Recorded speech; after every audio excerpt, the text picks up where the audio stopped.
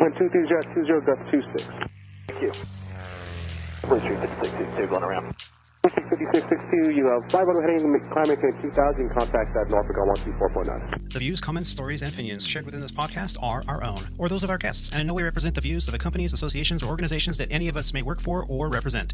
All stories, events, and tales shared within this episode may or may not have happened in the manner in which they were told. They may or may not have even happened at all. The details have been changed to protect the innocent and the guilty alike. This is Squawk Ident. Do you know anything about planes? I flew in the war a long time ago. I wouldn't know anything about it. You're listening to Squawk Ident, an aviation podcast that explores the many pathways to an aviation profession, the challenges that a professional aviator can expect in today's marketplace, and we share many stories along the way. I'm your host, Aviator Tony, a professional airline pilot currently flying for a U.S. legacy carrier with close to 20 years on the flight line. Welcome aboard Flight 105 of the Squawk Ident Podcast, recorded on the 21st of March, 2022, from the mobile Av8r Sound Studios high atop the 7th floor of the Sheraton Gateway Hotel in San Diego, California. Roger, roger. What's our vector, Victor?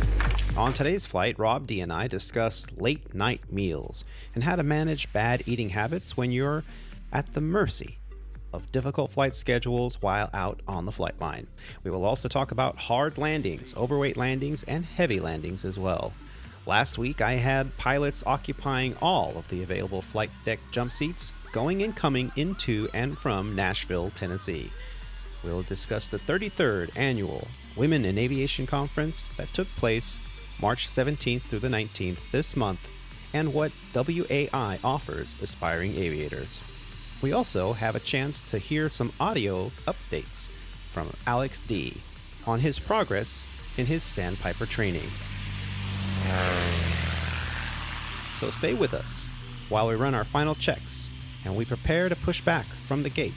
Flight 105 of the Squawk Ident Podcast is officially underway. Before we begin, I would like to again thank Captain Rob Kosand for joining us on Flight 104 of the Squawk Ident Podcast, entitled The Speed of Heat. I won't spoil it, but I will say that we look forward to hearing more about his journey and the influence his family has had in the aviation community. Joining us today is a superb aviator and Squawk Ident co-host. He is a former international and professional racquetball champion, a member of the 9G Club at A&P and Avionics Tech, an RC aircraft commander, a boat skipper, a commercial drone operator, and currently an Airbus pilot for Legacy Airlines. The name we use here on the show is an alias to our employer, a U.S. mainline carrier. Joining us from his penthouse suite on the 3rd floor of the Hyatt Place, where the Wi-Fi is shoddy at best, all the way from Savannah, Georgia. Help us in welcoming our very own Mr. Rob D. Rob, how you doing? Hey, Tony, I'm doing good. It's good to be back. I've missed a couple of podcasts here, so it's time to get back in the saddle and get the show on the road.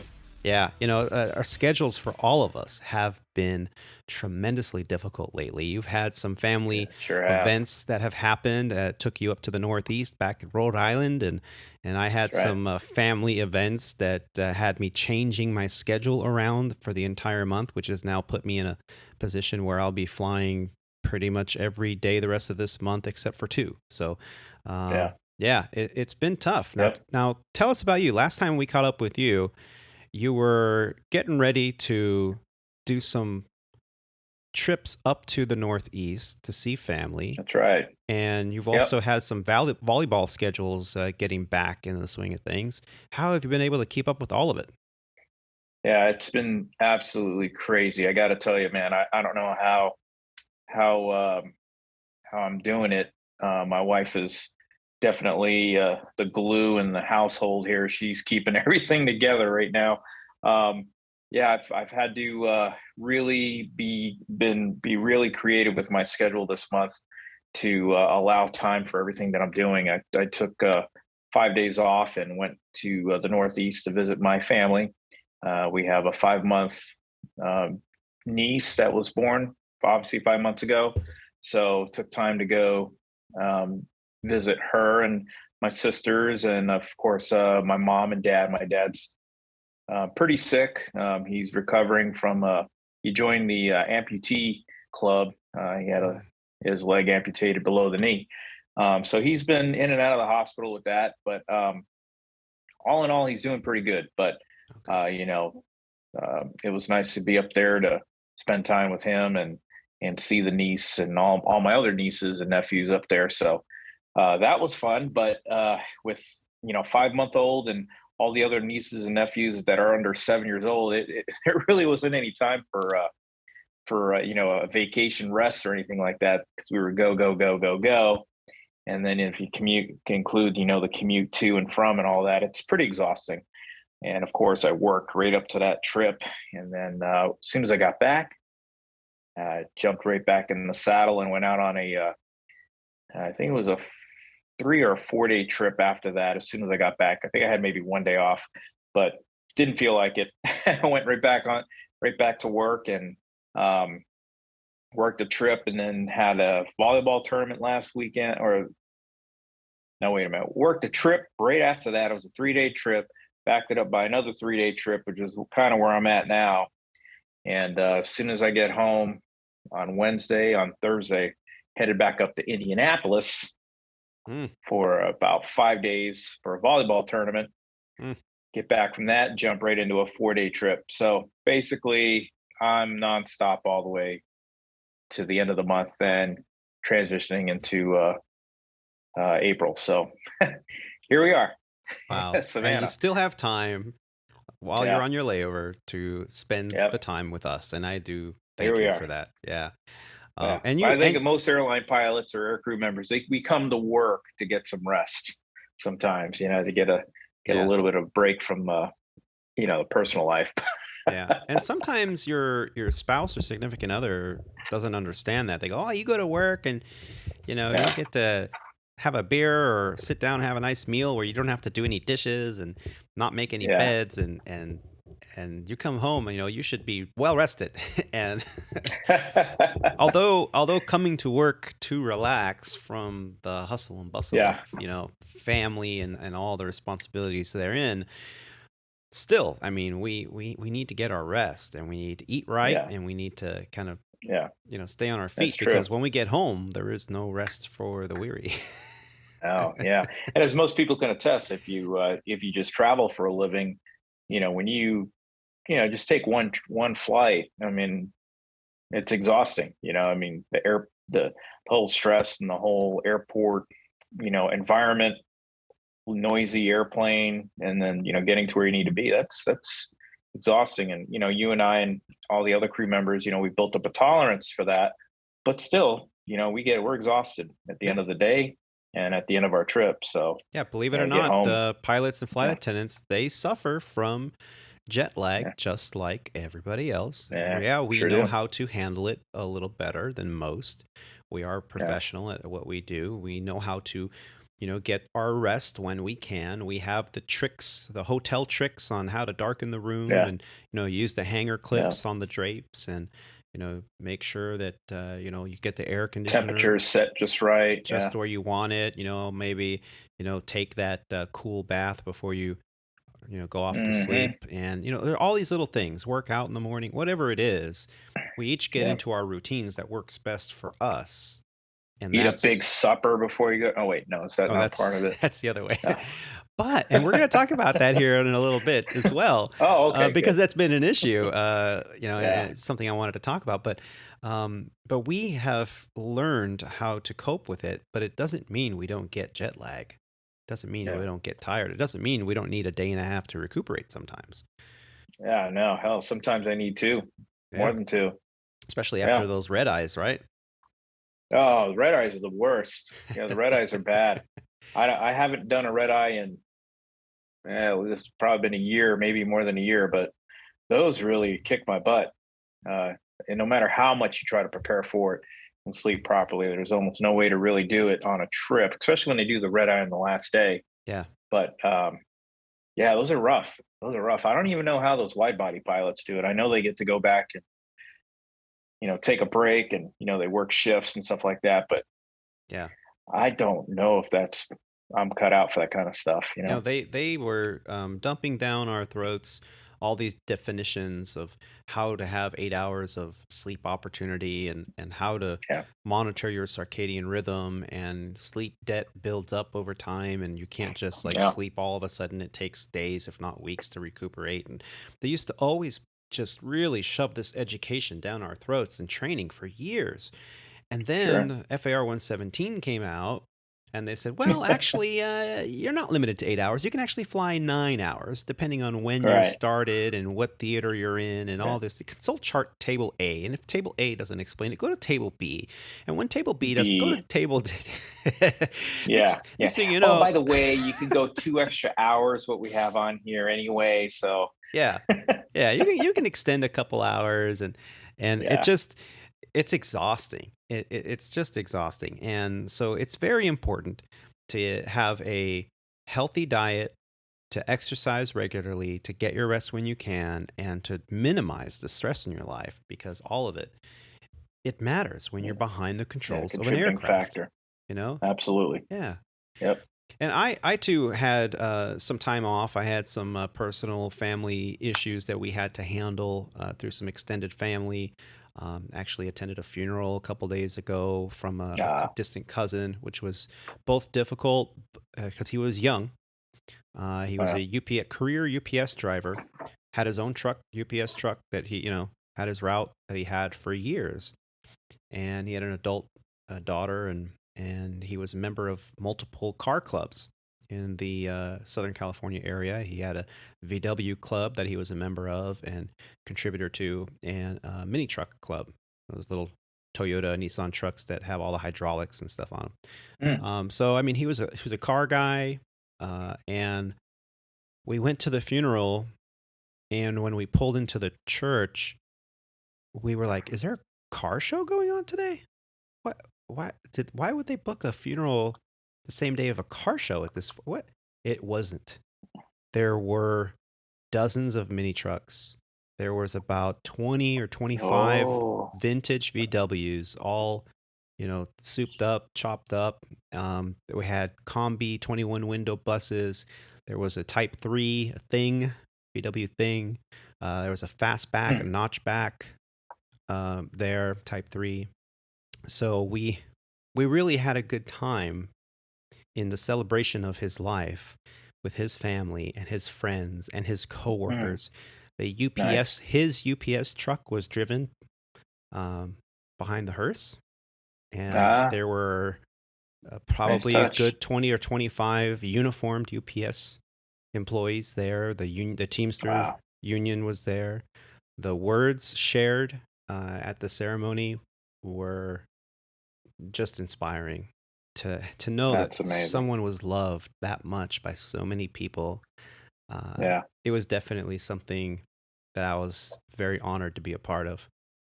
So we were busy. I had to move my schedule around, and so now I've done the same thing you've been doing, the 3-day trips backed up to each other, because you could technically work 6 days straight. So you don't need the 30 hours of rest in between, according to the FAR 117, which defines rest for 121 operators. And so I've been doing this double ups. Yesterday day before yesterday was my day off, which was filled with, the family event. And now I'm in day 2 of the first 3-day of this sequence. And we were supposed to depart late this morning, and head back to Dallas. And I got a text message early this morning. I'm like, who the hell is calling me at this early morning? It was a friend who was in Dallas that said, hey, man, check your schedules. They're canceling a bunch of stuff here. Sure enough, my entire day was canceled. So I'm here in the hotel in San Diego. It's a fact. It's the greatest city in the history of mankind. Discovered by the Germans in 1904. They named it San Diego, which of course in German means a whale's vagina. No, there's no way that's correct. Keep it that's classic. how my day was today. I mean, I started on a 3-day trip. I was supposed to be in Madison, Wisconsin today. Oh, so nice. started off going to Minneapolis, Dallas to Memphis, Memphis back to Dallas. Well, before we even left Memphis, they already canceled our flight to Madison. So they reassigned us to go to a deadhead to Nashville. That got canceled. Oh. And so here I am in Savannah right now. And so we're supposed to fly Savannah to Dallas tomorrow morning, but they even canceled that one because the plane that we're supposed to fly tomorrow in the morning was coming from Dallas. Well, looking at the weather right now in Dallas, they have tornado warnings and all kinds of weather up there. So that plane's not coming in. So they canceled that flight. And we're supposed to work a flight out in the tomorrow evening. So we'll see if that goes. But yeah, we're just being flexible. Yeah. Trying to, I'll be here all day. Right. And, you know, sometimes you get lucky. You end up in sunny San Diego where there's 3 pools at this hotel. And, you know, and sometimes Nice. you end up in Savannah near the airport. And Yeah. not This much ain't so to- bad. I looked out my window and I'm looking at the, it looks like a little lake or a pond, but right across from it is a golf course. So There you go. it's a nice view. You know, I'm not looking at industrial warehouses or, you know, a wall or, Yeah. you know, the window of another, you know, hotel guest. So Right. this isn't so bad. Yeah, and that's always, you And know, the when you weather's when you nice. check into these hotels sometimes, and Washington D.C. is famous for this. You check into the hotels, the buildings are right next to the building next door. You open up your curtains and you're looking right across at like 20 or 30 windows, and everyone's got their Yeah. windows open, and you just sit there and you're like, wow, that's like no privacy whatsoever, you know. Nothing. Occasionally Yeah. you'll have someone out there sunbathing and you're like, whoa, hello. Then you look over at the window next to you and it's like your captain with binoculars. It's like, hey, you perv, put those away. Yeah. I see what you're doing. No, but here we are. Those are for work only. Yeah, that's right. That's right. That's to see and avoid aircraft. That's right. That's it. Speaking of, so, you know, we talked about these off-scheduled operations or OSO or, you know, whatever your company calls them. And sometimes you just have to be patient. You get stuck somewhere and make the best of it. I just, you know, came up with a personal pepperoni pizza on rustic dough, and I got here at the hotel. So I was here munching away at pizza before the show. You just got to kind of, you know, chill. Some people watch a lot of Netflix in these situations. Others rent a bike or get in an Uber and go downtown and walk around all day long and get ice cream and, you know, do stuff. So take advantage when you can. But speaking of eating habits, what I wanted to talk about first today was eating habits. How to manage your meals out on the flight line.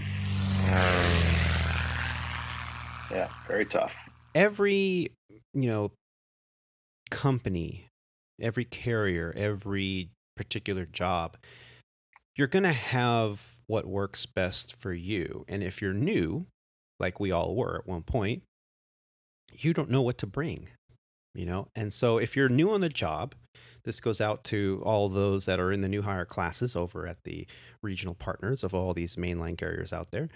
And you're like, well, I've been a flight instructor, or I was, you know, flying charter or this and that, and now I'm here on a 121 carrier. What should I bring with me?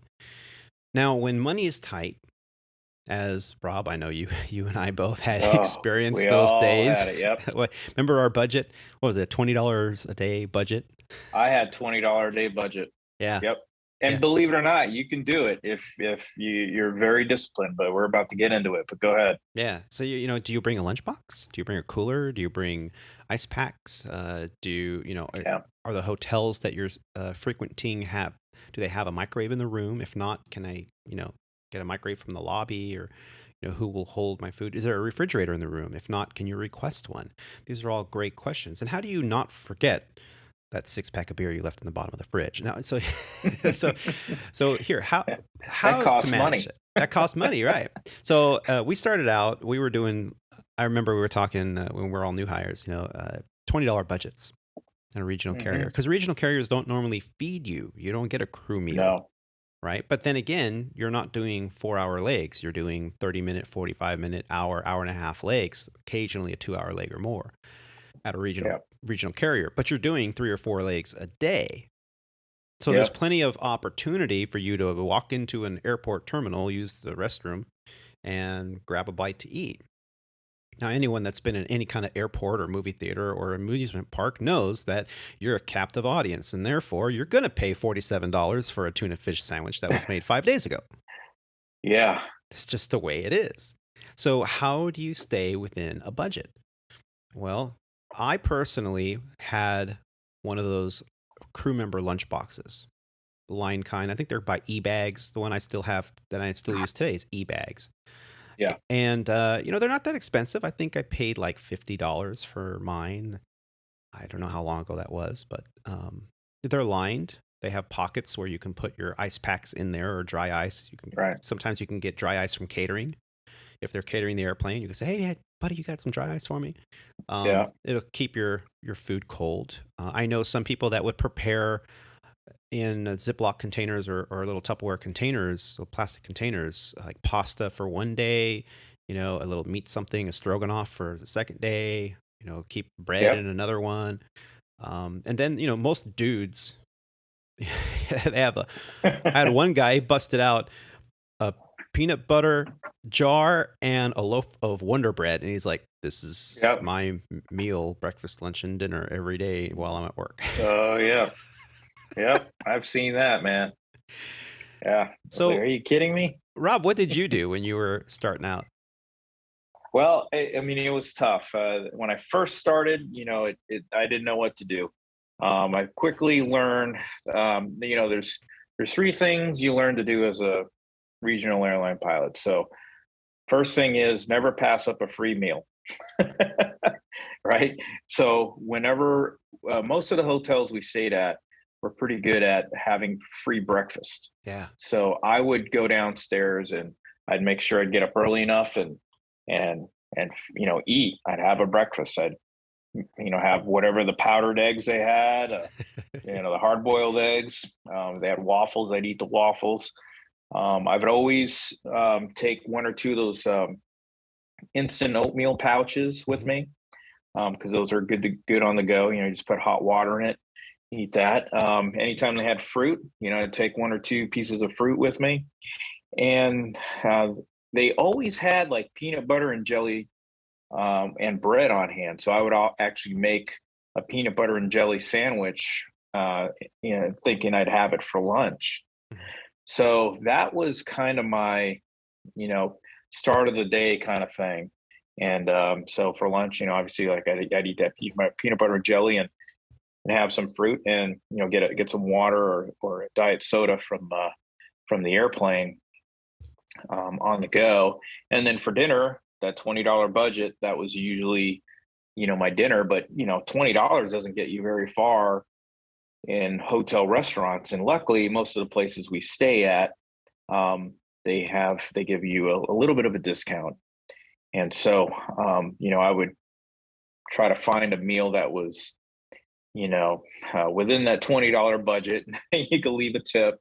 Usually it was a hamburger or a salad. Yeah. And, a soft drink. I don't drink too much beer and stuff like that. So I can usually get away with that. But and on occasion, you'd have to go over and I would have to basically rob Peter to pay Paul on the money side. So, if I went $5 over on Monday, I'd have to, try to go on a $15 budget the next day. Because if not, I'd hear from my wife and, you'd be tight on the bills for the next day. So that's kind of how I, kind of plan things. And of course, when it came to bidding schedules, I would try to look for those hotels that I knew had some of those services available or some of those meals available like that.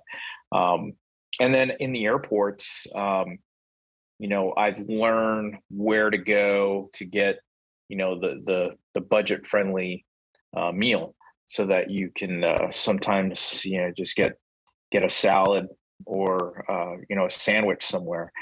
So it worked out pretty good. I later on into my time at SandPiper, I started to do a little bit of meal prep and bring some stuff to work, pastas and sandwiches and anything that that would travel well and wouldn't spoil very fast. Like you, I have one of those travel. I think it was a Luggage Works cooler. Mm-hmm. So I put that in the fridge the night before, so that whole thing would get cold, and then I put all the ice packs in there and pack all the meals so they'd stay cold. And then along the way, with the dry ice, I try to get that from catering whenever they had it. And then in the hotels, the bag would go right into the fridge, and then everything would come out and go on ice, and then in whatever fridge I had, to try to keep everything as cold as possible for as long as possible. And then also I try to eat the perishable stuff in the beginning of the trip and save the other stuff for later. But most people pretty much find a way to do it. And there's some people do it better than others. I'm not much of a planner anymore. I'm every now and then I'll pack a lunch or something like that and bring it to work. But luckily now we get fed on the airplanes, which honestly I don't eat too much of that food anymore. Only when I'm really hungry I'll eat it. Yeah. And I have my own little places I like to go now. I like to buy salads from TGI Fridays and Av8r and a couple of other those places. So yeah, it's tough. And when I was really into when we're going to get into this a little bit later on, I think, but when I was really into fitness and exercise, I do a lot of like protein shakes and supplements and stuff like that, and that really was a good thing to do and kept you going. So try to eat smart that way. So yeah, that's kind of how I did it. I still try to be as, conscious about what I'm eating and how much I'm spending on these overnights. Cause I have $2 that are going to college, and, you can spend easily $50, $60 a meal if you're not careful at some of these overnights that we stay at. Some of the overnights we stay at now with our company are, downtown, in these big hotels, and they don't have hotels, and it's $50 entrees, and we were at I'm trying to think of the place. We were at Spokane, Washington yesterday, and we're at the DoubleTree. I'm pretty sure you've stayed there before, but the restaurant in the hotel is a steak and chop house, and the cheapest steak was like $50. So I'm like, I'm gonna go across the street to the Onion, which a little plug there. That's a pretty good place. I liked it. Onion. They have their tap house is called or their little microbrewery they have there is called Area 51. Yes, and they have 51. They have a good IPA. Yeah, 51 beers in the wall there, man. It's pretty good stuff. So anyway, so sometimes you need to leave the hotel to get a better meal and a better deal. So you got to do what it takes.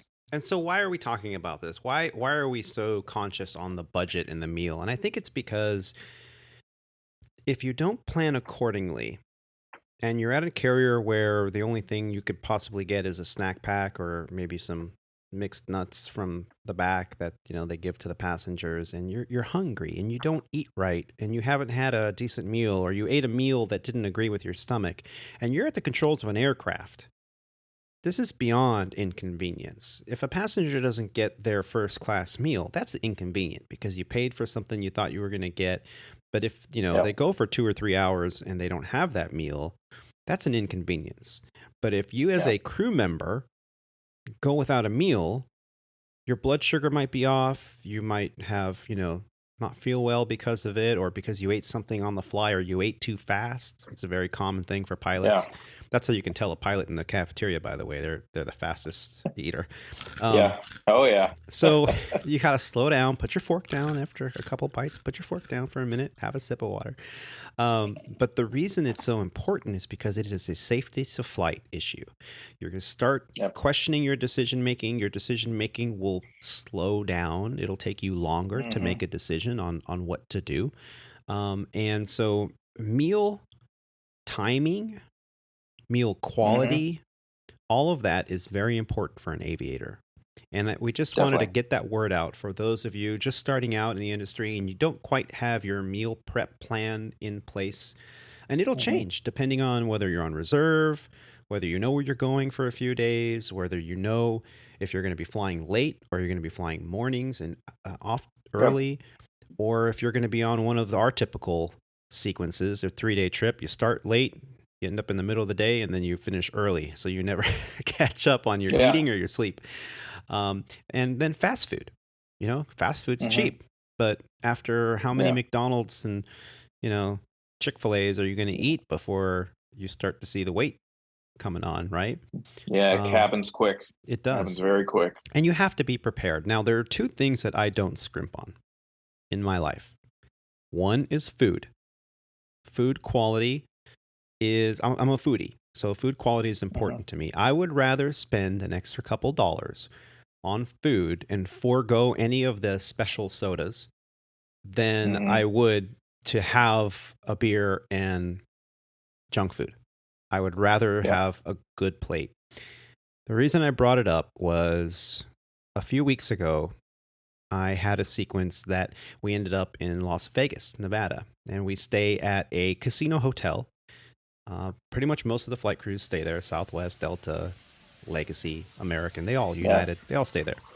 And it's a pretty nice place. It has like 5 restaurants in there, and everything from Chinese food to burgers to a steakhouse, Andre's steakhouse, very, very expensive, $4 size. So we got there kind of late, and we were leaving a little early, just enough, about 13 hours, enough to get a meal in. And it was late, and we were hungry, and most of the restaurants were closing. And so my captain said, hey, let's go downstairs and see if we can grab a bite to eat and a drink and call it a night. I said, hey, that's a good idea. So we ended up at their little bourbon bar, or whatever they call it there, whiskey bar. And we're just sitting there talking. Hey, where do you want to go? What do you want to do? And the bartender said, hey, you guys should try going to this Golden Steer. This is a very famous steakhouse. Frank Sinatra, Elvis Presley, they all had their own booth there. And we're like, well, is it dress code? I mean, we're not suit and tie prepared, Yeah. And he's like, well, you can go to our steakhouse. There's nothing wrong with our steakhouse. He goes, but that one, I mean, once in a lifetime kind of thing, unless you live here, you go there quite often and you have the money to go there. And the captain looks at me, he's like, that's going to be pricey. You want to do that, or you want to go to McDonald's or Thai place? Or I'm like, well, the Thai place sounds okay to me. Yeah. We're not here very long. It's not like we're going to go party and live it up. And he was like, yeah, but how often do you get to go and say you ate at the restaurant that Frank Sinatra favorited when he was here in Vegas? And I was like, well, let's go try it out. Let's go check it out. So we walk down the street and we walk in. And you could tell it's got a little bar area. They got some high boys, and then they had the eating lounge. And in the eating lounge, they had the waiters came out with the cart and prepared, cut the meat for you and everything at the table, and prepared the salads at the table. And I walked up to the maitre d' and I said, "Hi, any chance that you can have seat 2 for dinner tonight? We're just in town for tonight and wanted to check it out. We heard about you." So I'm totally giving him like, yeah, we heard about you. You were well recommended from the bartender down there at the Sahara, and we would like to check it out this evening. And he's like, well, do you have a reservation? I said, well, no, I didn't know we needed one. Do you think you can get us in anyway? And he goes, well, I can't sit you at the in the seating lounge, but you can have a seat right here at this high boy at the bar. You can still order your full plates. We just don't prepare the salads and stuff at the table. And I looked at the captain. I'm like, we're going to get the experience, but it's not going to be the full experience because we're sitting at the bar. And he goes, eating at the high top. He's like, yeah, we're here. Why not? So fine. So we sit there and we're looking at the menu. It's all a la carte. Uh-oh. So you order like a 6-ounce steak, $50. Salad, Yikes. $20. Oof. Sides, $15. I'm like, whoa. I'm like, yeah, this is going to be $100 dinner. Are you okay with that? And it's late. You want steak this late? And he's like, well, let me hear. Let's just, let's. He goes, yeah, if it's too expensive for you, I'll get it. I'm like, no. We'll do this 50-50. We'll go Dutch. So the waiter comes by and he says hello. starts talking to us about what's on the menu, and he mentions the special. And the special was steak for two with lobster tail and salad and 2 sides for only $215. Only. And I'd start doing the math, and I went, okay, let me see. If I order a steak half that size with no lobster tail and 2 sides and a salad, it's going to be $100 with a drink, you know. And same for him. I'm like, let's just get the special. And the captain looks at me and he's like, that sounds fantastic. And the waiter goes, the only thing you must agree upon is how to cook the meat. And I'm like, well, I like it, you know, bloody running. I want it to moo when I put my fork in there. And the captain goes, well, I kind of like it medium. I'm like, well, anything between moo and medium is fine with me. So we ended up with medium. Medium. And I tell you what, though, when they wheeled that cart out with that big old side of beef right there, and they sliced it and served it, and the lobster tail was huge, and the sides we got red mushrooms and some mashed potatoes and the Caesar salad. I had a glass of wine with my meal, complimented the meat just nicely. I ate like a freaking king. I'm sitting there, and everyone that walked in walked right past our table, and they're like, "Oh, that looks good. Oh, that looks good. That looks good." So yes, sometimes you got to do that. You know, I've never spent that much money on a meal on a layover before. And so, you know, there goes $100 right there out the window in one sitting. I blew my budget for the week for that. But I know, man. You know, I'll never forget that experience. My captain and I were laughing. I mean, people probably were thinking, are these guys on a date or something? Yeah, right. We were just like, you know, total straight dudes, just, you know, hanging out, having some steaks, man. But man, it was fantastic. And we actually couldn't finish all of it. We actually had a little tiny doggy bag. And the captain said, you take the doggy bag, you know, you can have it for breakfast or something. And I said, well, I'll take it, but I'm not going to eat it. First homeless person we see, they're going to get a steak dinner tonight. And he goes, that's actually a great idea. So we walked out of there. You know, we paid. We had a nice conversation with the waiter. He told us a little bit about the history of the place, and we got out of there, and we got about half a block away, and I see a homeless. You don't have to go far. A homeless person sitting there, like in the bushes, and he looks kind of like wore out. And I'm like, "Hey, buddy, you hungry, man?" And he goes, his eyes light up. And he's like, "Yeah, that was so much." I'm like, I hand him the doggy bag. I'm like, "Have a steak dinner." And he goes, and he's like in the bag, and we didn't even get like 4 feet away, and he's already like, "Oh, thanks, man. Thanks. Oh, God bless you. God bless you." Nice. And we walked a couple more steps, and the captain goes, "You know what? That was really cool of you. That was a great idea." And I'm like, "Yeah, we do it all. My family does it all the time. You know, we could take it home and have leftovers, but if we see someone that is in need, we always try to do that. We take the doggy bag and try to, that's awesome, you know, dude. give it to someone who might be hungry." And then I stopped and I went, "Do you think he hangs out behind that 4-star steakhouse on purpose?" Yeah. And if so, good for him. Smart ass. Yeah. Smart guy. How many steaks do you think he had that night? Oh, geez. I don't know. He's probably like hoarding it and then taking it back to his, you know, campman and going, "Hey guys, steaks on me." Yeah. That's amazing. That's a good story, man. Yeah, you know, I've had similar experiences like that where you're, you know, there's I failed to talk about it, but holidays. Some holidays are like that where there's, you know, you have to work that holiday, Thanksgiving, for example, and you know, you get to you didn't get a chance to eat all day for some reason, whether it's, you know, you had like a midday sign in, so you kind of maybe have a little breakfast in the morning and you fly all day, and then you get to the, you know, to the overnight at like 6 or 7 o'clock at night, and you're starving, and it's Thanksgiving. Well, they don't have anything going on except for the Thanksgiving buffet that they set up for reservations only, and it's $139 a seat. Right. And you're like, all I want is a piece of turkey and some cranberry sauce, and I'll be good to go. But every now and then, you know, you have to be like, all right, let's just splurge and have a good meal and socialize with the crew and call it a day. How about also, and I know you used to do it. I did it when I was at SandPiper, and I haven't had to do it here at Legacy. But if your schedule kind of gets all jacked up a little bit, sometimes you have to just call in to ops and say, we're not departing on our next flight because we haven't had a chance to eat. So we're going to go into the terminal and get a hot meal. You get to put the delay, 30, 40-minute delay on me. So that's important too. Just make sure you nourish your body because, like you said, it's a safety issue. Yeah, and flight attendants normally don't get a crew meal. Right. Now, granted, they get to snack on whatever is left over sometimes, and you hear them sometimes on the intercom going, "Hey, I have some leftover first class meals. You girls want to come up and eat?" So they get to come up and get leftovers. However, that doesn't always happen. Sometimes they just don't have extra, or they don't get catered.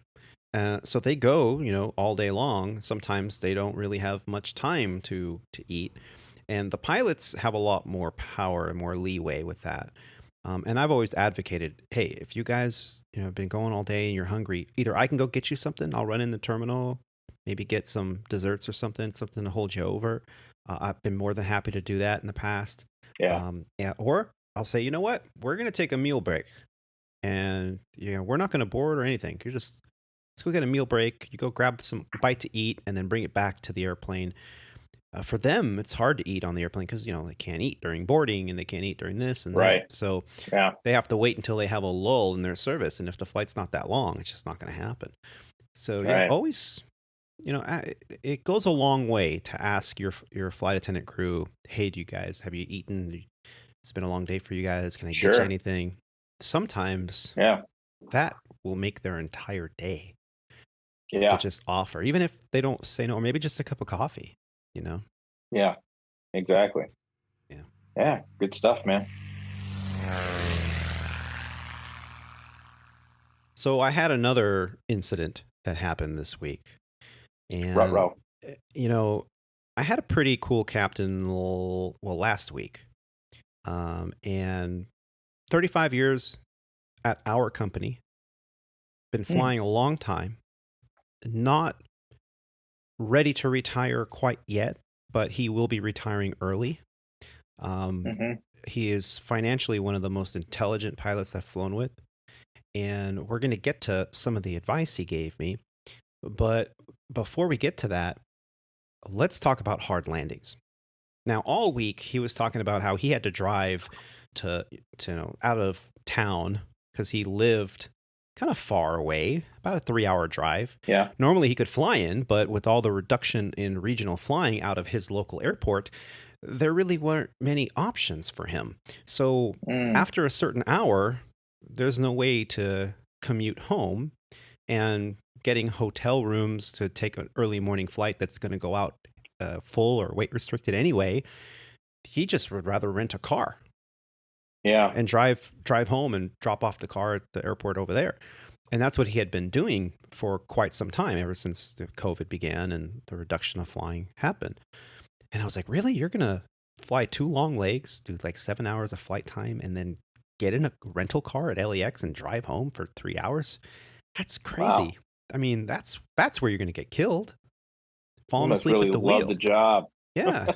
So, not really. So, yeah, he was getting kind of fed up with that, and thus the early retirement.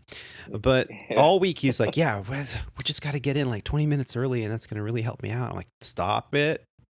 You're jinxing it. Stop it. Murphy's Law. Go home late. Expect the worst and be grateful when it doesn't happen. Sure as shit.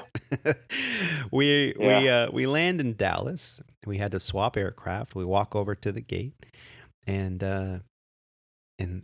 there we were, and the passengers are getting off the plane, and the passenger's like, "Oh God, that was a terrible landing. That airplane's got to be broken. You better take this airplane to the junkyard after that one." So we're like, what the hell's going on? And so the flight attendant or the gate agent was like, "Oh, must have been a bad landing."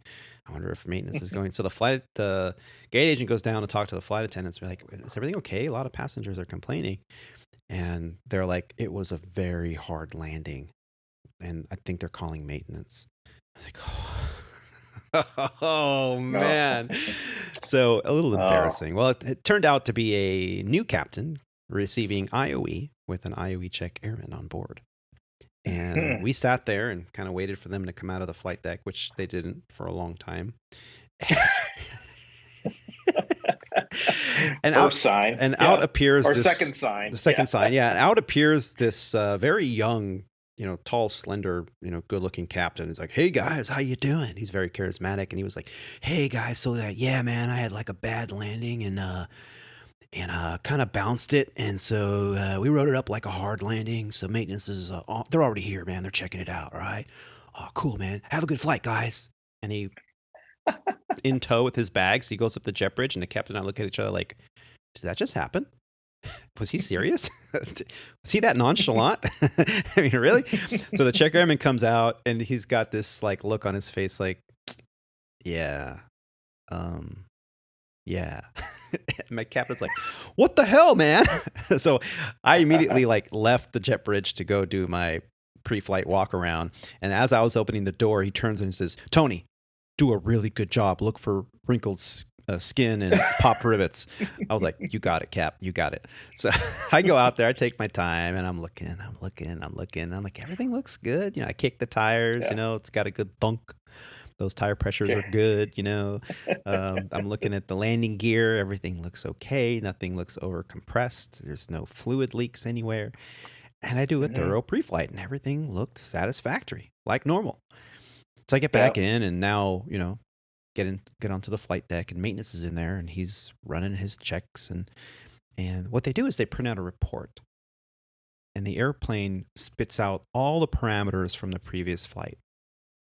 So what we're going to talk about are hard landings or heavy landings. Okay.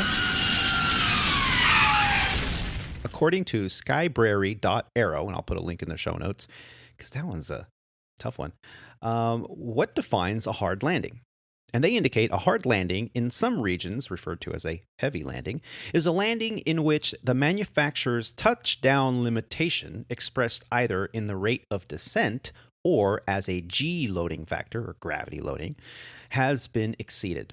A hard landing has the potential result to lose control of the aircraft, and aircraft damage can be also a result of that. And it will necessitate a manufacturer-defined hard landing inspection. Yeah. And those inspections, depending on the gravity of that landing, they could necessitate getting the airplane in the hangar, swinging the gear, putting up on stands, putting a laser measuring device onto the aircraft. I don't know if you've ever seen on the outside of the aircraft, there are these little tiny, maybe 1 or 2 inch triangles out of reflective material outlined in red lines. And they're usually along the fuselage on both sides of the aircraft. Those little reflective triangles with a little dot in the middle of them are where that laser measuring device pinpoints how square the fuselage of the aircraft is, if it's straight or if it got bent.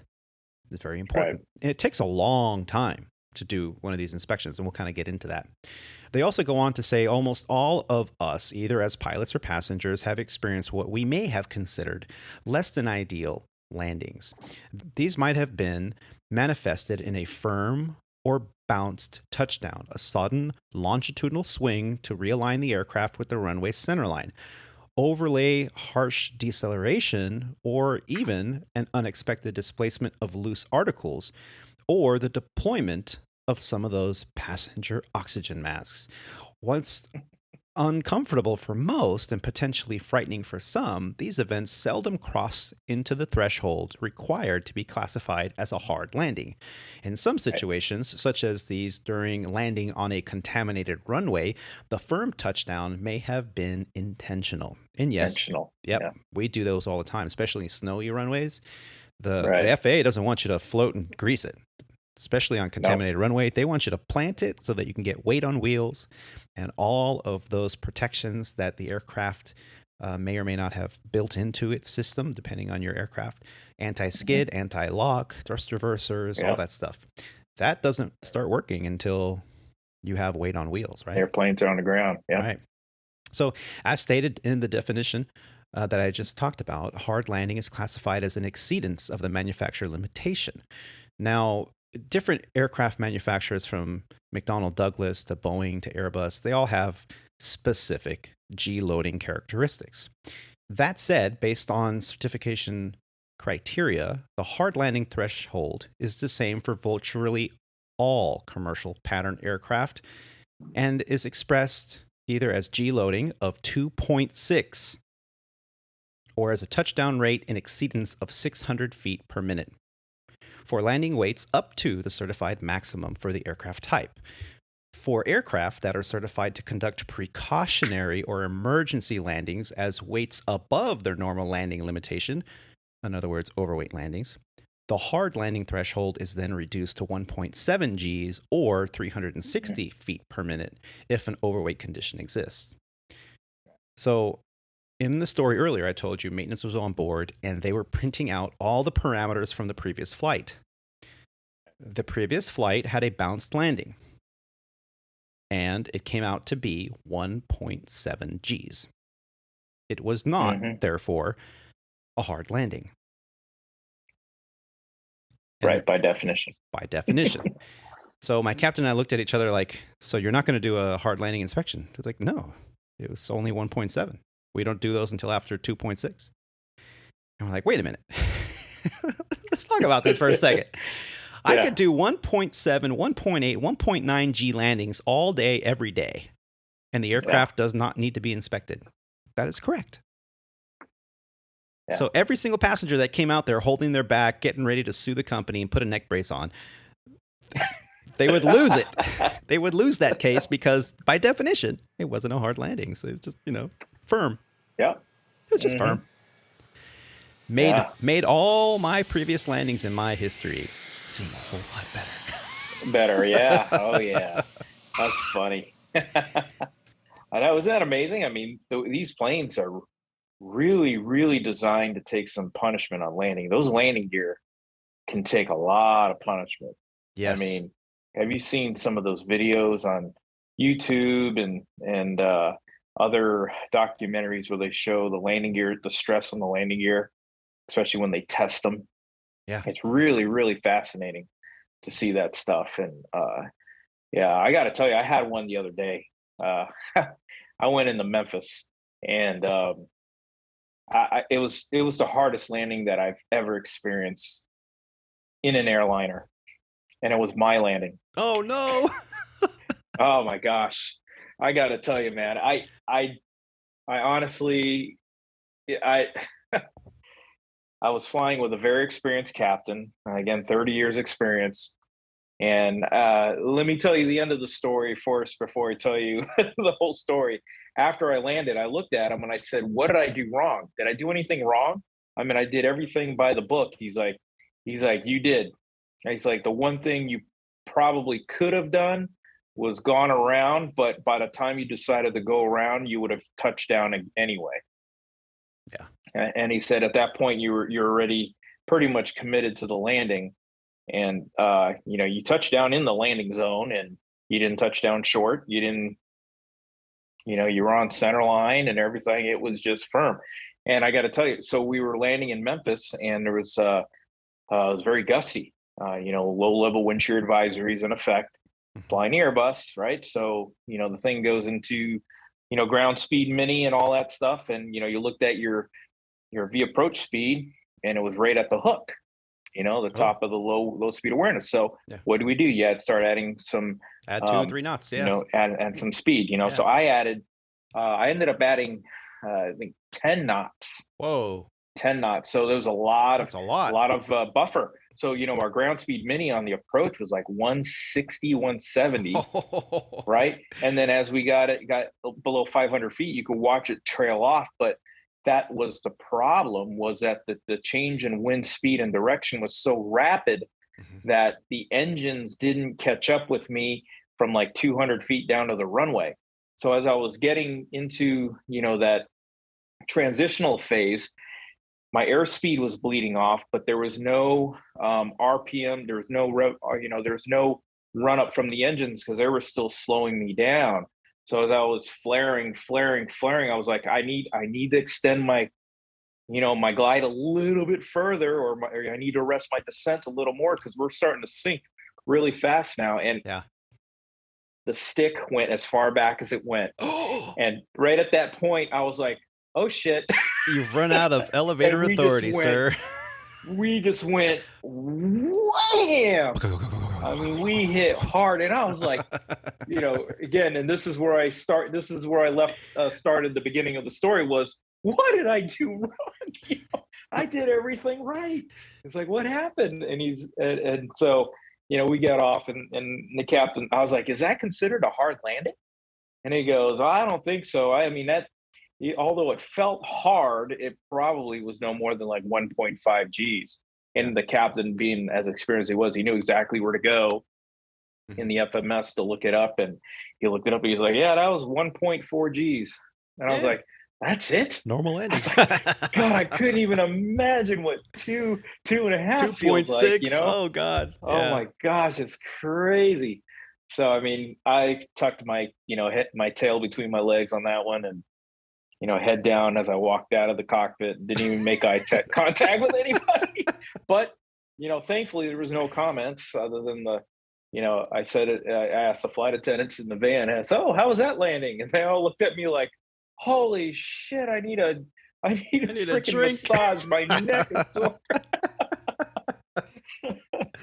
Yeah, so we've told stories. It off, but we've told these stories on this podcast now for years. It happens. It happens when you're a new pilot. It happens when you've got 30 plus years experience and you're out on the flight line. It happens when you have 10,000 hours on that airplane. It happens. Yeah. It just and what I like to do now, and I don't know if it's because I just don't care anymore.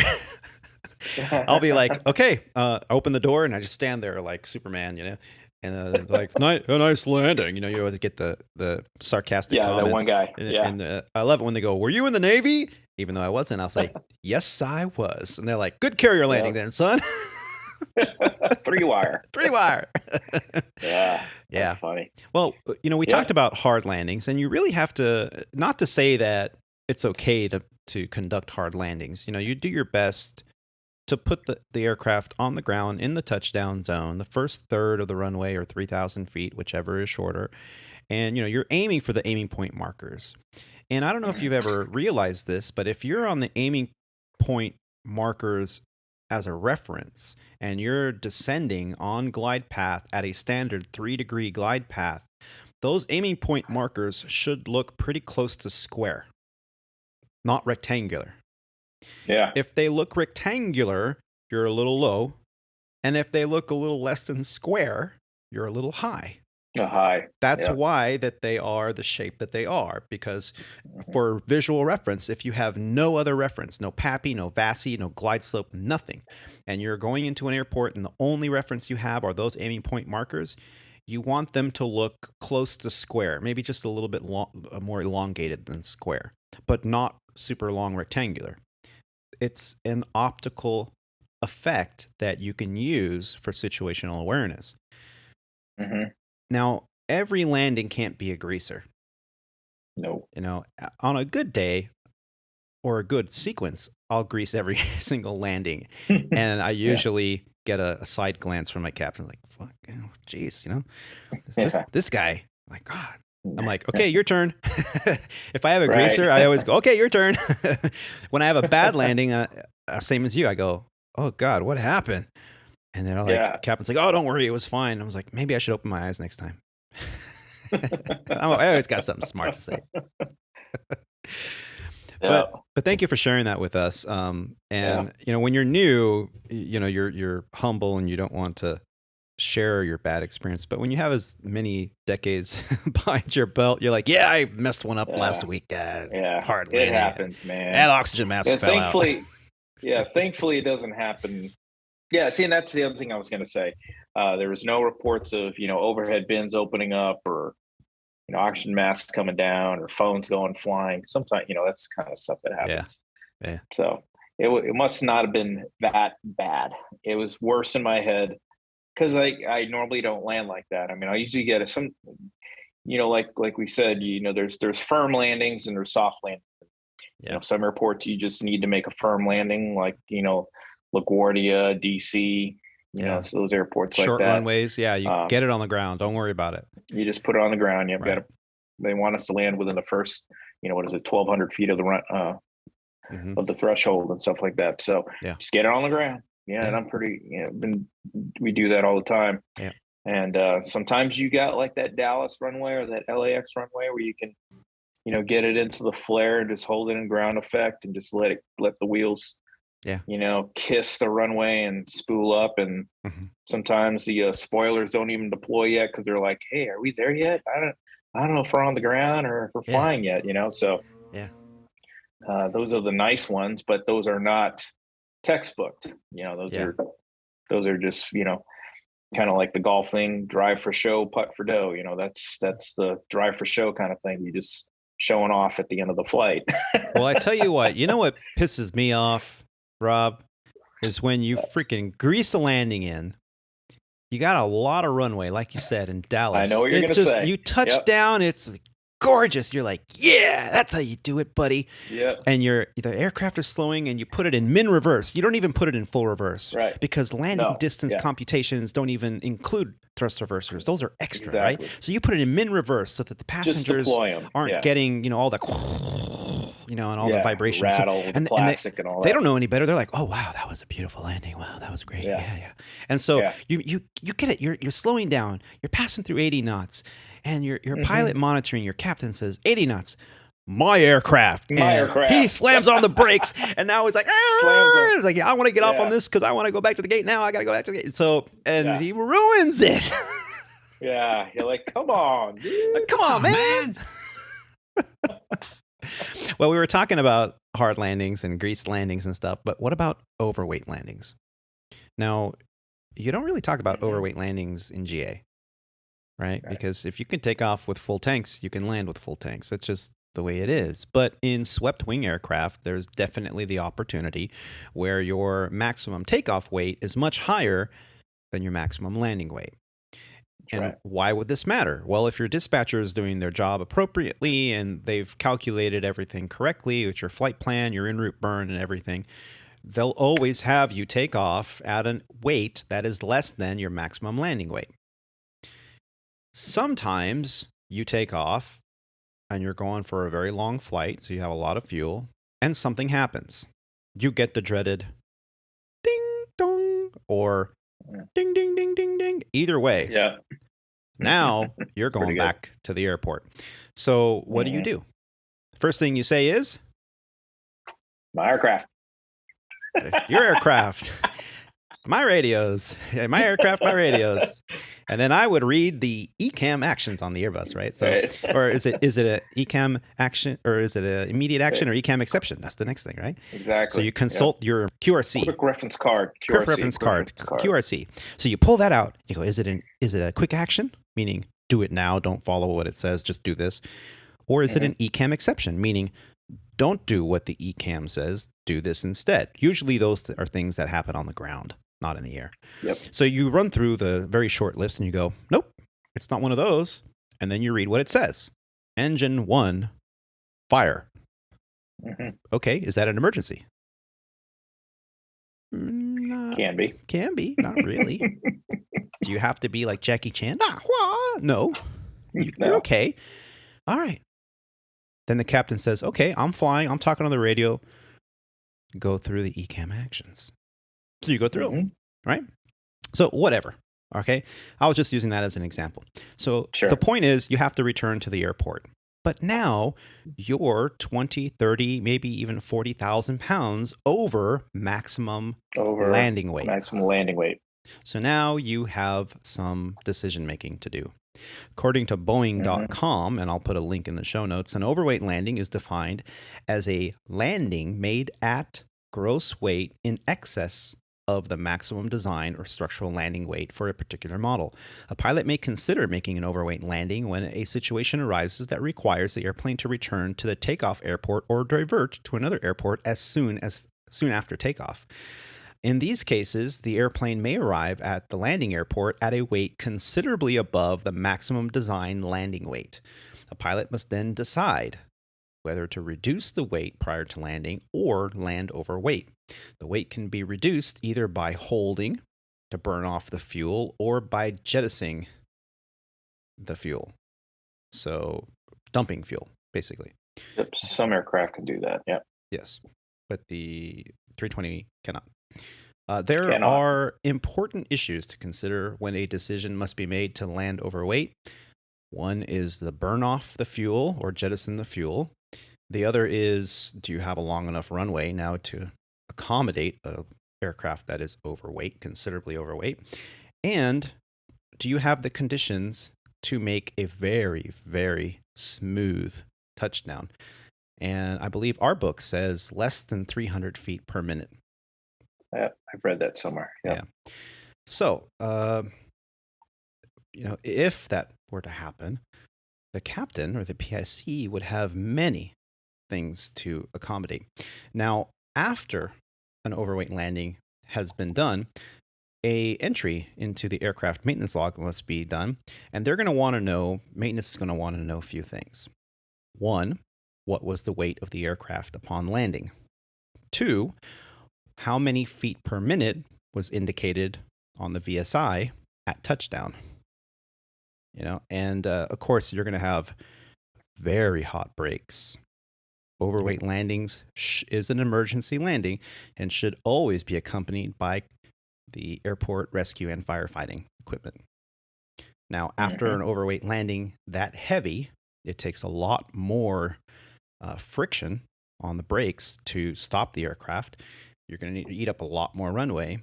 And so it's possible that usually about 5 minutes after landing, when those brake temperatures start to soar, they could exceed brakes, they could exceed the fusion plugs that are in the tires. Temperature, because if the tires get hot, that hydrogen that is in the tires, the air that's in the tires, they actually put hydrogen because it's less temperature sensitive. Or is it hydrogen or nitrogen? I think nitrogen. Yeah, you're right. Hydrogen's the explosive stuff. Oh, yeah, that would be bad. No, so the nitrogen that's in the tires, the nitrogen that's in the tires, once, if they get too hot and they increase in pressure, rather than the tire exploding, they have a fusion plug or a heat plug, right? Thermal plug. Thank you. Thermal plug. So the thermal plug could explode. So after a heavy landing, hot brakes, you should not stick your head. Yeah, it's basically a plug that's designed to melt at a certain thermal temperature. When it melts, it releases the pressure inside the tire. So like you said, instead of the tire blowing, the plug melts, lets the air out, and the tire deflates and lets all the hot air out. Yes. Now, whether it's a hard landing or an overweight landing, a maintenance inspection should be done. But as a flight crew member, when you're doing your walk around, what if the previous crew did not report the overweight landing or the hard landing? Is it possible? Yeah, could be. So do you know what to look for as a flight crew member? We're going to answer those questions right after the break.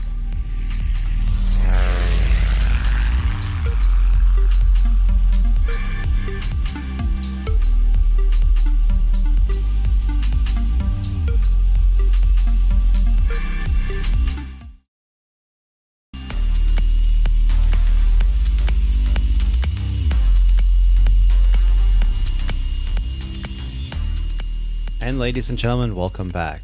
Well, we've been talking with Rob D about overweight and hard landings.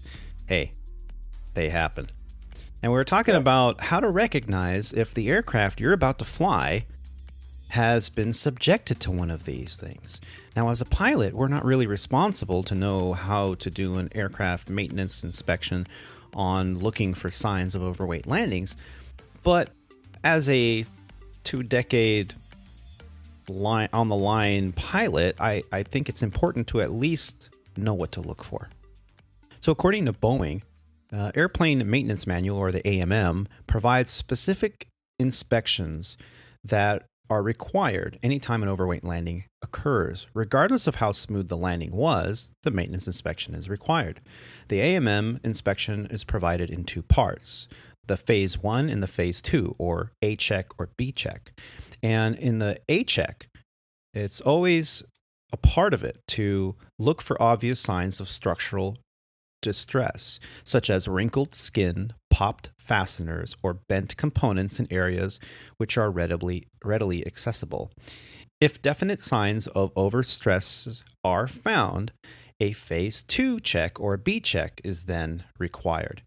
And it's much more detailed. It requires opening access panels to examine critical structural components, and also the A check could be done in about 2 to 4 hours. But this kind of inspection, the B check, this is generally something that takes quite a long time. As we mentioned earlier, sometimes they have to examine the structure of the aircraft using laser-guided equipment in the hangar where the aircraft is level. They might even have to swing gear, meaning putting the aircraft on jacks and swinging the gear open and close to make sure there's no binding or anything that's got bent. So it's a big deal. Now, as an aviator, you might think, hey, if I do a heavy landing or an overweight landing, I'm going to get in trouble. No. You do your job. Do what you were trained to do. Know what to look for. Know what to document, and write it up. Yeah, we do everything we can to prevent an overweight landing. I mean, that's a lot of our pre-flight planning is, and the dispatcher's flight plan and release is predicated on landing under the maximum landing weight. It's what a lot of our landing weight, our takeoff numbers are actually based on. Right? Like a normal airport. I wouldn't say normal airport, but like LA, Dallas, Chicago. Those runways are plenty long, so usually the most limiting factors are landing weight. So they give us a fuel burn that puts us below the maximum landing weight. So we're usually taking off that number. But there's, like you said, some cases where, hey, the ATC couldn't, well, not ATC, but you plan on a longer flight route like today because of weather, to take on all this extra fuel, and next thing you know, you get up in the air, ATC clears you direct to your destination. And now, instead of going all this long way around the weather and burning all that extra fuel, now you're going direct to the airport, which can cause a situation where you may have too much fuel, which means too much weight, which means exceeding your maximum landing weight. So what do? There's certain things you can do. You can stay on your, filed route. You can drop down to a lower altitude, fly faster, fly, I wouldn't say less conservative, but, put your gear down sooner, put more drag out there.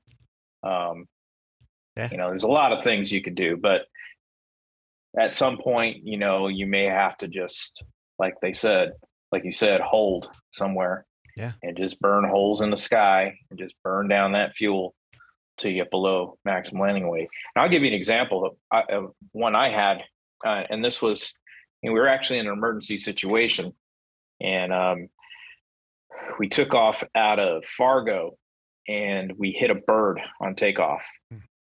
And we were on our way to Chicago. So anyway, we were full of fuel, not full of fuel, but we had full load of passengers, cargo, and we had taken off above our maximum landing weight. So we hit the bird as soon as we rotated off the runway. So we were still over the runway when the emergency started. So we elected to keep our landing gear down and, assess the situation by going into into the traffic pattern above the airport, and just assessing the situation and deciding what we should do. And the decision was made to stay in Fargo, stay over Fargo, burn off the fuel, and land. And we came to that decision talking to dispatch and maintenance, because if we would have landed overweight, we would have had to have maintenance come out and do that overweight inspection. Well, they're coming out anyway because they're going to have to inspect bird damage. But like you said, it can be an extensive inspection. if they have to do the overweight inspection at the same time. So we ended up holding over Fargo, and we had a lot of fuel, because we were going to Chicago. So we ended up holding over the airport. We were 1,500 feet above the airport for an hour. Wow. While we burned down enough gas to land. And, we had our gear down. We went down to flaps 22. We didn't do flaps 45 because we felt that was the difference in the fuel burn and the difference in, just the noise level and the quality, the flying characteristics that would have been just too much for the passengers and everything. So it was like just an extra 10 or 15 minutes to stay at flaps 22 to get below the landing weight. So, so we elected to land after about an hour of holding over the airport and got below our maximum landing weight. And when we landed, according to the FMS, we touched down. We were only about 100 pounds below the maximum landing weight. Yeah. So we were actually sweating bullets on final too. We're like, oh, we may need to just go around one more time. Wow. And of course, the go around would definitely take care of it because we'd have to go, toga power, toga thrust or whatever. But and you've heard it. Anyway, you've heard it on the line too. When you hear someone give an airplane a shortcut, and they say, "No, we need to stay on route." Yeah. Odds are it's because of that. It's because of the fuel burn. That if they took a shortcut or a higher altitude, sometimes they're like, "No, we need to stay at lower altitude because that's the way they filed us." Because if you go to higher altitude, you might save too much fuel, and then the last thing you want to do is get into LAX airspace, get on with approach control, and when you're 10 miles out, go, actually we're not going to be able to land. They're like, what? Yeah, we're too heavy. Whoa, and I just thought of a scenario which you're probably familiar with too, especially flying in that Northeast corridor. Severe weather days. I remember one day we were taking off out of DC, and we were headed to Boston, I believe. So kind of a short flight. And weather was just in the area. So we get out to the end of the runway and they're like, hey, SandPiper, we got a weather reroute, advise and ready to copy. So, all right, write down the weather reroute, read it back, and come to find out it's 200, 300 miles longer than what we have original filed, which if it's longer, we need more gas. So you end up going, hey, we can't do this route right now. We're going to have to go back and get gas. So you turn all the way around, you go back and get gas, and you put the extra gas on the airplane, and then you head back out. And then then either two scenarios there. Either they say, hey, we got another weather reroute for you. Now you're cleared this route, which is almost the original route you just filed. Now you have too much gas. Yeah. And you're like, well, hold on. Now we can't go because you gave us this longer route. You try to explain it to the guy, but you're taking up too much airspace. You might also just be like, nope, can't do it. Stand by. Or you take off, and like we said, they clear you direct, and now you're in that same situation we just talked about, where you're too heavy to go direct because you're not going to burn the fuel off. So those are some of those situations that I haven't been in those very much. Lately. I think it's probably 10 years since that happened, but we've all been there. Yeah, I've had the same thing. We actually flew from Chicago to, Chicago to Cincinnati, I think, with the gear down the whole way at 10,000 feet, because that very scenario happened to us where we had to go back to the gate and get an extra couple thousand pounds of fuel. And, you're expecting to drive all the way down to St. Louis before you make a hard left turn. And then all of a sudden they're like, you're clear direct, unable. Matter of fact, what do you mean unable? Unable. We had to go back to the gate to get this fuel. You're explaining to them, and you're like, we either need to level off at 10,000 and leave the gear down 250 knots. We'll let you know when we can go direct, or we got to hold for an hour or two. And they're like, what? So I remember doing that one time. It must have been like 15 years ago. And the captain's like, let's just stay on plan, stay at 10,000 feet, 250 knots with the gear down. And he explained it to the passengers. He made a very long PA. He said, ladies and gentlemen, as you know, we had to go back to the gate because of the weather reroute, and now the weather has moved on, and the ATC wants to give us direct, but we would either have to hold for like an hour and a half to burn this much fuel, or we can leave the gear down, which will be noisy and make a lot of noise and vibrate in the aircraft, but we'll be able to get you there a little quicker. So that's what we're going to do. And so, we did that. And then every controller that we got handed off to was like, SandPiper, do you have passengers on board? Yes, we do. Okay. Do you want direct? Unable. So we ended up getting there, but it was like, it was comical. It was like a clown airplane, man.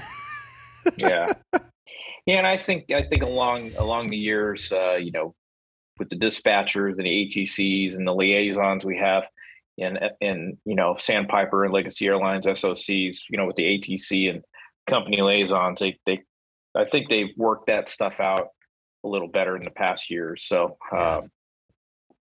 ATC and the controllers know better off, better not do that too much.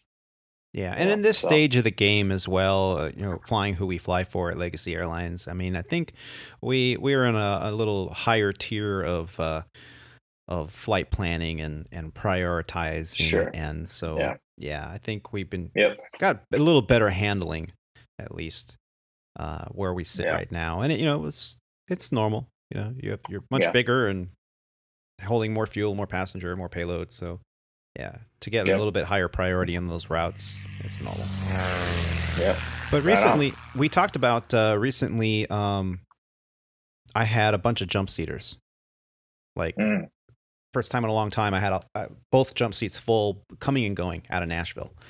And it was because what was happening was the 33rd Annual Women in Aviation Conference. Or Women in Aviation Conference. So we had two jump seaters, and they were very happy to get to Nashville that night, St. Patrick's Day. So we thought, hey, is there a party in Nashville? And they're like, no, it's the Women in Aviation Convention, the first one since COVID. They're like, oh. So we got to hear all about the event and what was happening. And the next day, as we were returning from Nashville back to Charlotte, actually, we got to hear all about the conference. Fantastic event. And I just wanted to share a little bit with all of you. I'll put a link in the show notes here, but the WAI whiskeyalphaindia.org website will tell you all about the Women in Aviation program. Now, the 33rd Annual International Women in Aviation Conference happened on the weekend of March 17th through March 19th. It was in Nashville, Tennessee, at the Gaylord Opry Resort and Convention Center. This 3-day gathering provided plenty of networking opportunities as well as career development at education sessions, professional development seminars, and industry briefings. So according to WAI.org, the 3-day annual conference bests all expectations for attendance and exhibitors. Wow. Women in Aviation International held one of its largest and most successful annual gatherings during the 33rd Annual International Aviation and Women Conference at the Gaylord Opryland Resort and Convention Center in Nashville, Tennessee, the weekend of March 17th through the 19th of 2022. With its unique blend of world-class speakers, busy exhibit hall, and array of education sessions, and 103 scholarship awards, the WAI 2022 conference delivered numerous opportunities to connect and network with female peers in the aviation and aerospace industry. According to Allison McKay, the CEO of WAI, the strengths of WAI lays in the celebration of so many like-minded women who came together to share their passions for aviation and aerospace, support each other, learn from each other, and foster the next generation of aviation. We hosted dozens of networking and education sessions, assembled another extraordinary group of keynote speakers, honored 3 trailblazing pioneers during our annual Pioneer Hall of Fame induction, and presented more than $473,000 in scholarships to deserving WAI members, thanks to the generous support of our sponsors and our passionate members, an impressive collection of exhibitors. The WAI 2022 was an amazing venture to commemorate Women's History Month and advance our mission to connect, engage, and inspire our current and future workforce of diverse and accomplished members, she added. So this was a very successful event. We had a couple pilots on our jump seat, as I mentioned, on the way back the next day, and one of our union representatives was there, who she did a presentation, said that it was a fantastic turnout. And what impressed me, and it's always impressed me because I've known about women in aviation for a long time, we've actually been guest speakers at a chapter of Women in Aviation in Detroit, right? The Riveters. That's right. Yeah. Yep. That was a fantastic experience. Yeah, that on was. its own. And, I'm very grateful to have had that opportunity to speak to those young men and women. But it's not all women. The attendees were 68% women and 32% men. It included over 4,500 people that attended, 65 international representatives from 16 countries, including Canada, Ghana, Nigeria, Zimbabwe, Ireland, Brazil, Germany, Singapore, Belize, the United Kingdom, and others. The exhibit hall hosted 176 separate companies and organizations that represented all aspects of the aviation community, including drones. Wow. Very interesting. Wow. A special tribute to Wally Funk, WAI Lifetime Member 26, for her trailblazing trip to space aboard Blue Origin's New Shepard, and for receiving NAA's 2001 Catherine and Marjorie Stinson Trophy. Wow, cool. The 34th Annual International Women in Aviation Conference, put this down in your notebooks, folks, will be held February 23rd through the 25th, 2023, at the Long Beach Convention Center in Long Beach, California. For more information, visit www.wai.org/23 conference. Very cool. Have you ever attended any of these Women in Aviation conventions? I've never done anything like that. No, I do know that the WAI is one of the most popular ones, the most draws one of the biggest crowds, as far as those type of, career aviation conventions are concerned with. But there's, obviously there's other ones for, what is it called? The Gay Pilots Association. I forget what there's ones for that. Gender equality. I'll have to look that up. Those are all worthy causes. Definitely. And OBAP. There's so many different organizations. Yeah, so you name it. Do a Google search. Find out what maybe you feel like there isn't a club or organization that might cater to your particular interests or lifestyles, but I'm guessing that there is. You just have to look out for it. Definitely. And it's great forum to network and get your name out there and get in front of, the companies and the recruiters and technology. And, that's the way to do it. It sure beats just hanging out at an FBO, waiting for that corporate pilot or airline pilot to walk in the door. Yeah. Hey, you get my resume? So exactly. Well, as we wrap up the show today, I wanted to share some audio feedback that we received from one of our fantastic listeners and occasional special guest. Alex D.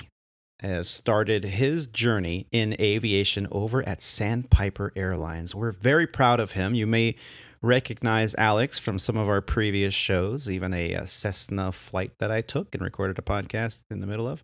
Mm-hmm. That was fantastic. Thanks again, Alex, for that. Well, he sent me an audio file the other day and asked me to share about his progress at SandPiper. And here it is. Hi, Tony. Alex Daigle here, giving you an update on my career progression as I'm going through it real time. I flew out to SandPiper HQ on Wednesday, March 9th, stayed in a hotel. I'm not going to mention any names, but there definitely were 2 trees involved. They put me up for the night, and we met in the hotel the next day for orientation and in brief and payroll, getting us through the process of going through our badges and getting us dates and kind of in line with what's going to be going on with the training sequence. They rank seniority based off of 3 tiers. I guess tier 1 would be considered your cadets, and they are the pen and ink date of when they signed their contract, interview date of seniority. The next tier is any prior 121 experience, and they're based off of hours. And then tier 3 or group 3 would be everybody else, where I fall, and that's all based off of age. As it stands right now, I am 13 out of 47 in that orientation class. There were 5 cadets and 3 prior 121s in front of me, plus a handful of the regular folk that were older than me. As it stands right now, I'm looking at going to class either April 4th or April 18th. They're trying to work out all the details to let everybody know of when training is going to look like. So I'm looking at either April 4th or April 18th, and then it's full steam ahead, 74 days of training to get me through and get me into IOE. Look forward to keeping you guys updated of my progress and everything else that's been going on. Thanks, guys, for what you do. Have a good one. So that was interesting. And thank you so much, Alex, for sharing that, because I really didn't know about the 3-tier system over at SandPiper. Yeah, that was interesting. Yeah, I like that. So if you're a cadet, if you got in the cadet program, which we've talked about here on the show, we've had cadet recruiters on the show. Mm-hmm. We've asked them, what they're looking for, how the best course of action is to get into the program, what they're looking to avoid, all those positive things. And I knew that once you signed the contract with the cadet program, you got a seniority number.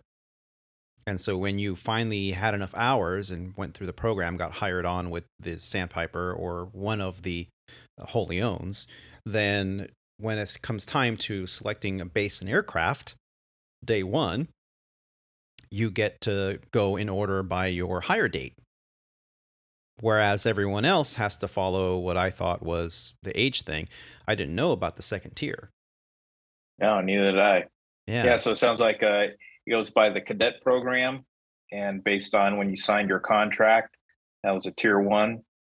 Tier 2 was the 121 guys based on flight time. Mm-hmm. And tier 3 said it was everybody else based on, what was it, your age? Age, yeah.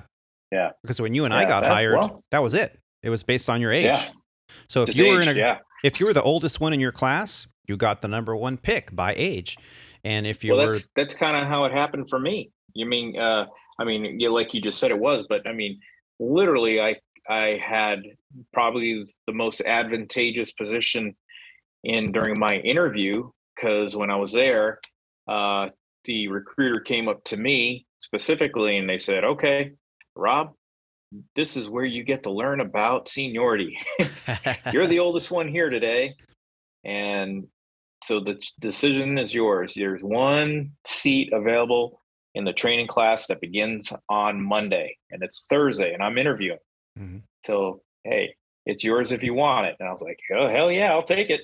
So, and if I was, not as old as I was then, I would be waiting 2 weeks to get in the class. So I'd have a 2-week, 2 weeks doesn't sound like much, guys, but it makes all the difference in the world in some scenarios. Yeah, so seniority is everything. Yes, seniority is everything. You could be off by 1 seniority number. Yeah, exactly. You could be the lowest. 843 as far as the Nicolau Award, right? Yeah.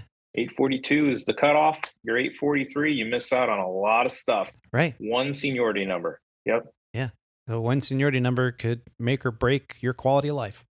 So definitely, I mean, not that you have to, throw some elbows. Warn letters.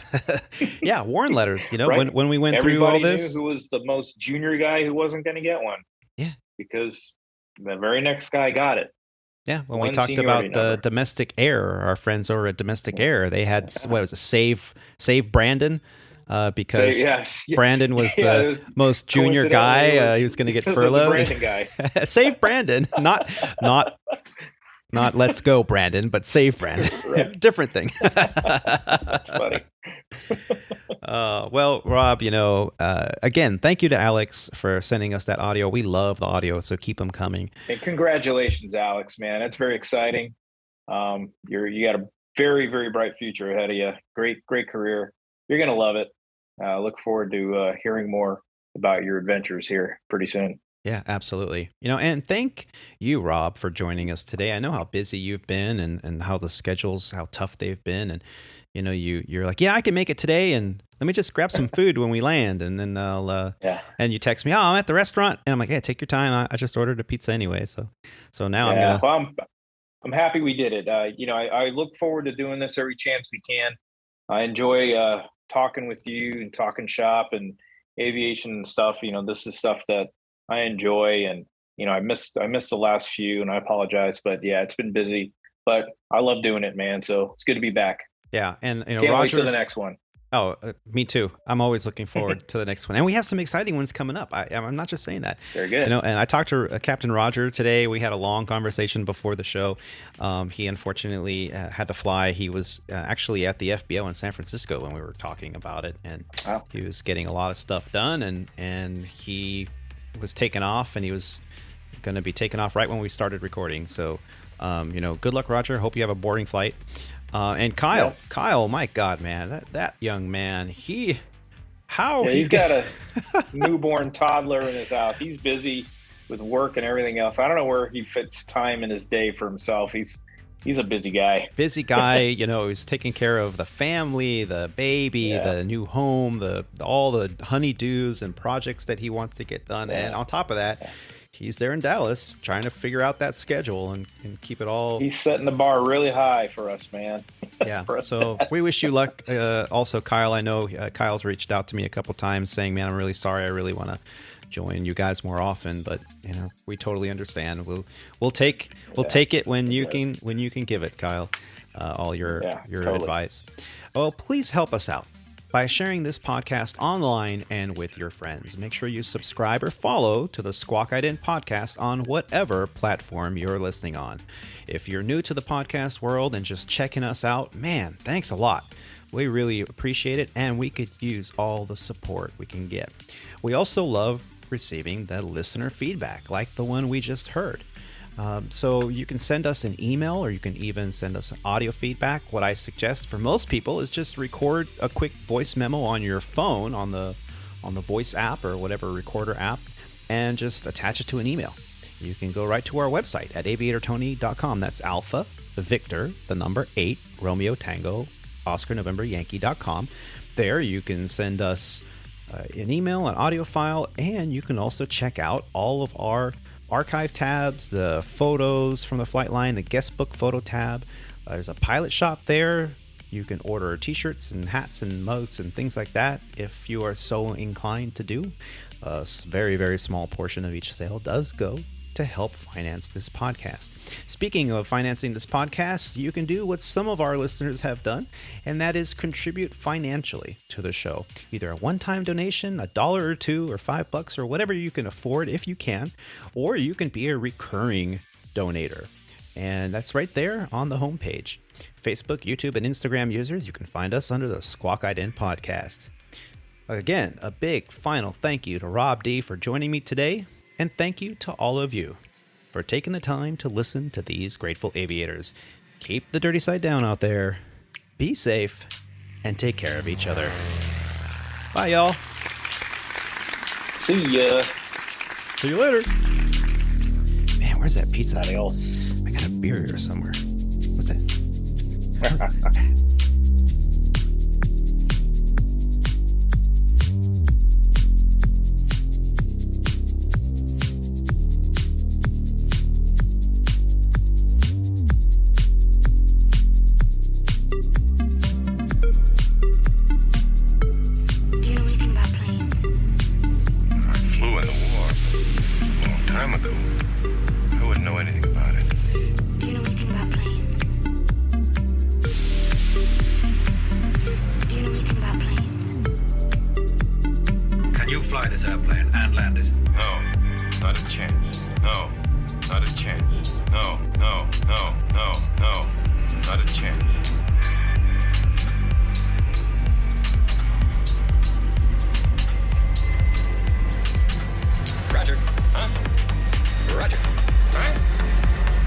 Lost vector. Over. What?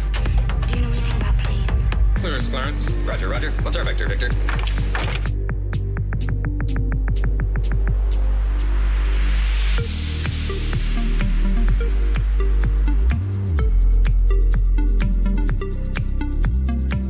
The elite.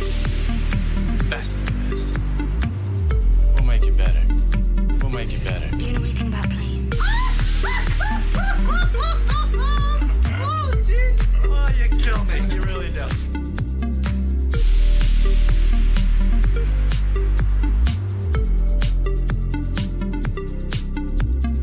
Do you know anything about planes?